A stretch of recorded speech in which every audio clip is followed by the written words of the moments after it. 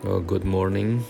Hei tuna hianin Thaitong Lui Yuanping Township kanom meka kan thian te rong bola kan thian te na thona kan puidon kan ti to kha ti chuan tukin zinga hian hei voin hi ni som November ni som pakwan ia zingkar breakfast kan ei dona hei bo ruak po thiang lo ma khwa hi avot deuh sur mea khwa hi nuam Rasu lo turangai la khwai ro vota khwa nim dewa so helai vela hianin helai an hun hi punong nam ho laser farm tiania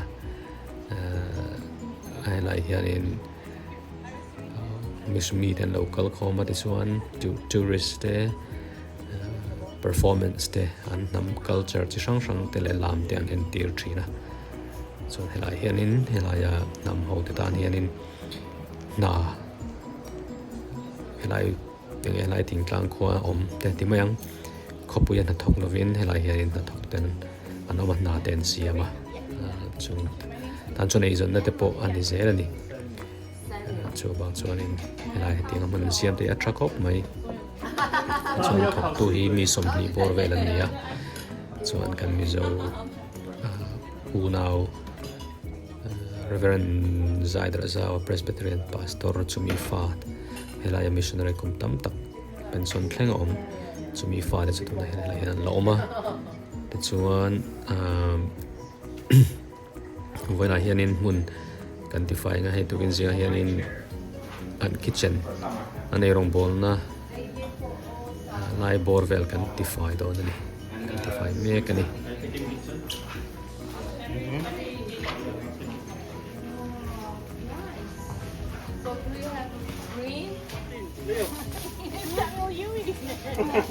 Leo, come on, You're from Amazon, right? yeah.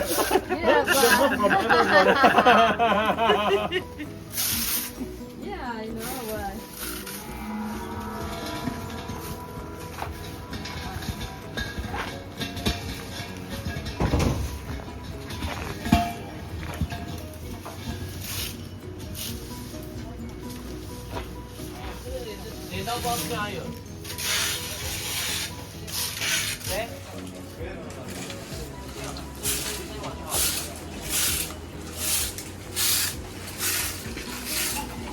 Picture me like that is not the type of room to use on that tile. Wow. It's staged. helai hi kan thon kan voina kan ti fai tur chunia ti hianin kan tho main kan la kol velanga chuan na kina kan ti fai nuwa And then we cleared all alan the way dan back. kan en le do There ni was a path all the way through here, but now chuanin helai mun hi alo fai lu tuk to lowa so so lai tu ko tha te po so ni kum lama kha chuan lang thei lowa ni kum lama khan kan ta hin kan zu pui to a kan ti fai a chuan kum khat do na lo liam ta o hi thalei kan le huam chuan venia pon hai ta hin kan pui da do na kan thren thang kan zuk kala chuanin nela hian thing kung mania thai phun na vak lo oma lo thlenga chuanin helai thing kung te ti chena ni haina poi ti fai tur ani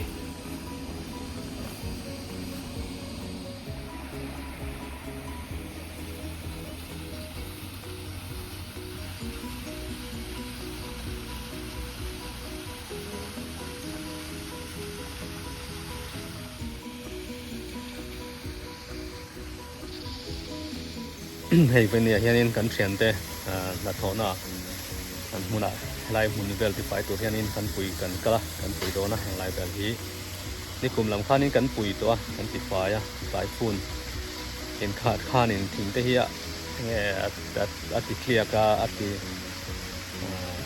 chuan heng lai vel ti tok na sa thang no kan thian fai kan pui a chuan hei venia hian khilai tui ron kho that pokhi ni kum lam ka chuan a hmu thei lo te na zam be kan na vel khan kan ti fai a chuan kum khat nuwa chuan tlem in hei hin te polo to cha le de do voi ne hianin chunga kan thian anga kan ti fai do ni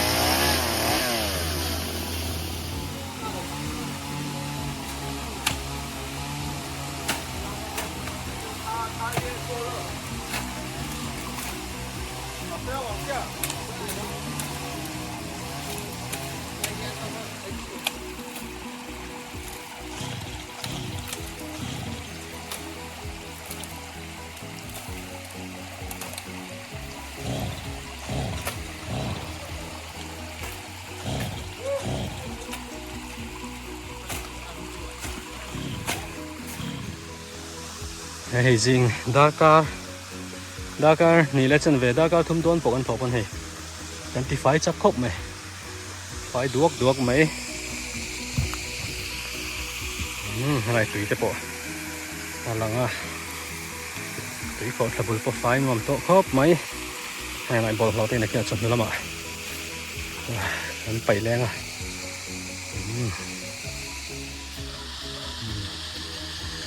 Hei voin choma chân ve kan thon ni hei. Kan thok tam khop mai. Choma that chân ve. Thwa tak chuan.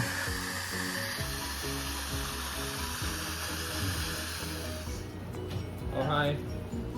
You look like you're ready to go home. You look like you're ready to go home. Yeah. Yeah. Got your backpack on.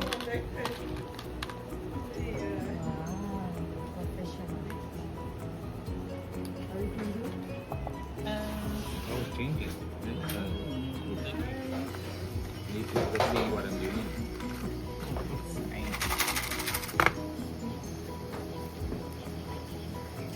How long would you like to be here?